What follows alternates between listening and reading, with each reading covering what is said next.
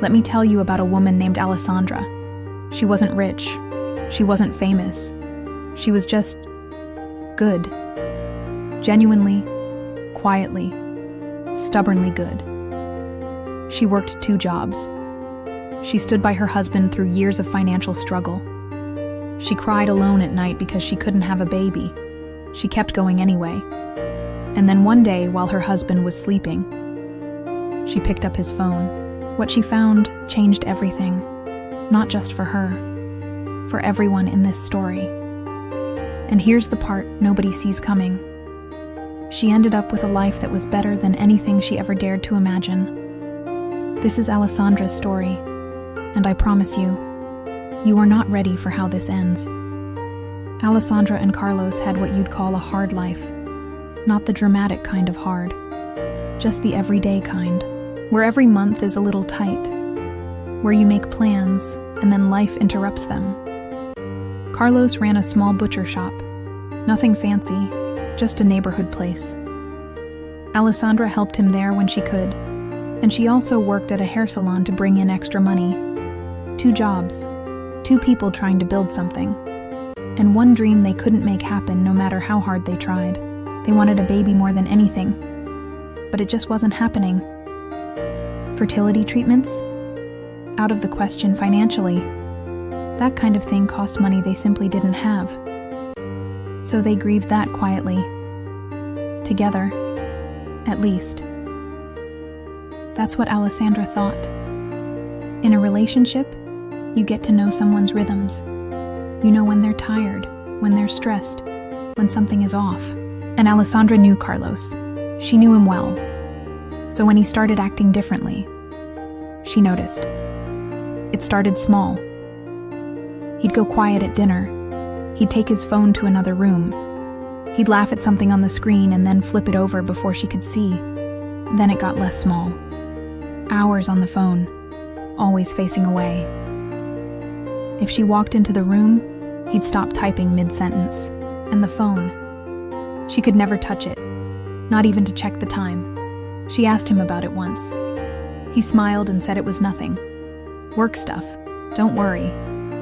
But here's the thing about being a woman who loves someone. You always know. You might not have the proof yet, but you know. One day she walked past him in the hallway and caught a glimpse of his screen. Just for a second. Long enough to see it was a very personal conversation. With a woman. She asked him directly. He dodged it. She asked again. He got annoyed. So Alessandra did what any woman with good instincts and bad sleep would do. She waited. One night, Carlos fell asleep on the couch. Phone on the coffee table. Screen down. She waited until his breathing got heavy. Until she was sure. And then she picked it up. The password was their anniversary date. He hadn't even bothered to change it. And there she was. The other woman. Photos, messages, voice notes. A whole relationship Alessandra never knew existed. But here's what really made her stomach drop. This woman wasn't single. She was married too. To a man named Daniel.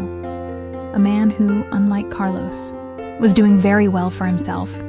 A growing businessman, solid income, a real future ahead of him. His wife had everything Alessandra never had. Beautiful house, designer clothes, no financial stress whatsoever, and she was throwing it all away for Carlos, a man who couldn't even afford fertility treatment for his own wife.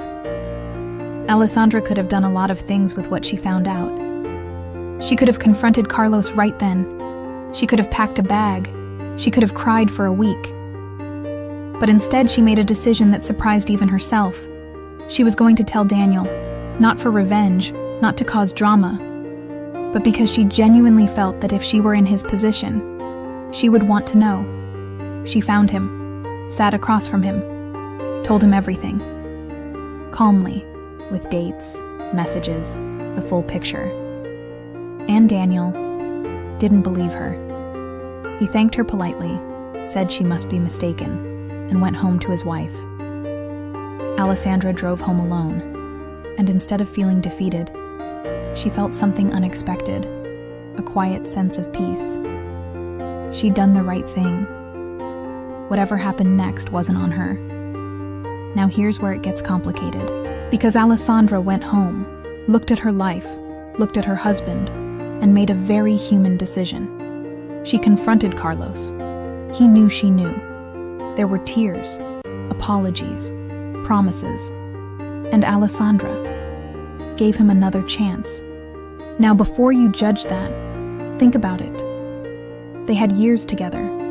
They had dreams together. They had grief together. Leaving isn't always as easy as it looks from the outside. So she stayed. And for a little while, things looked better. But deep down, Alessandra had changed. Something had shifted. The trust, once cracked, has a way of making everything echo differently. She was still there, but a part of her was already watching, waiting, knowing that the next time she found something, there would be no more chances. A few months passed. Things were okay. Not great, but okay. Until they weren't. She noticed the signs again. Same patterns, same distance, same phone going face down on the table the second she walked into the room. She didn't say anything this time. She didn't ask. She didn't confront. Because in her gut, she already knew. And this time, she was done talking. She confirmed it quietly. And when she had what she needed, she made a decision. It was over. For real this time. No conversation, no dramatic scene. Just a quiet, final, internal goodbye to a version of her life she had held on to for too long. She told herself, I deserve more than this. And for the first time in a long time, she actually believed it. Now remember Daniel, the husband who didn't believe her? Well, time has a way of making things clearer. He started noticing things. The same kind of things Alessandra had noticed months earlier. And when the doubt got loud enough, he remembered her. He found Alessandra, asked if they could talk, said he wanted to understand what she had told him, because now he wasn't so sure he'd been right to dismiss it. Alessandra sat down with him again, and this time she told him everything, including that it was still going on, that his wife and Carlos were still seeing each other. Daniel listened, really listened this time. And then the fury hit him, not just at his wife, at himself, for not listening sooner, for the time he had lost, for the life he had been living next to a lie. He filed for divorce shortly after, just like Alessandra had. They started meeting up, at first just to process everything, to have someone who actually understood what they were going through. Daniel was used to a certain kind of life. His wife had always been the one who loved luxury, who spent freely, who expected everything. Alessandra was the opposite. Someone who knew how to stretch a dollar, how to show up, how to love someone quietly and consistently. He noticed that, and she noticed him. A man who was kind, who listened, who had built something real with his own hands, and who had been just as blindsided as she had. They had more in common than either of them expected. What started as two people venting over coffee slowly became something else. He called her more than he needed to. She found herself getting ready a little more carefully when she knew they were meeting. Neither of them said anything about it out loud. Not yet. Daniel wasn't the kind of man who did things halfway. When he felt something, he felt it fully. And what he felt for Alessandra surprised him. She was different from anyone he'd been around. She didn't need to perform. She didn't need to impress. She was just herself. Warm and funny and strong and a little heartbroken, just like him. One evening, as they were saying goodbye after dinner, he looked at her and said something simple. He said, I really like spending time with you. And Alessandra laughed, that slightly nervous laugh when something catches you off guard in the best way, and said, I really like spending time with you too. That was it. No big declaration. No dramatic moment. Just two people who had been through the worst version of love, finally stumbling into what it was actually supposed to feel like. They got married. Not a rushed wedding. A real one. The kind Alessandra had quietly dreamed about for years without ever letting herself say it out loud. And then everything changed, in the best possible way. Daniel brought her into his business, not as a favor, because he saw what she was capable of. The woman who had managed a struggling household on almost nothing, who had worked 2 jobs without complaining, who had the kind of quiet discipline that most people just talk about. She was exactly what his company needed. And the business? It grew even more with her there. Together, they took it further than Daniel had ever managed alone. But it wasn't just the work. It was everything. For the first time in her life, Alessandra traveled. Really traveled.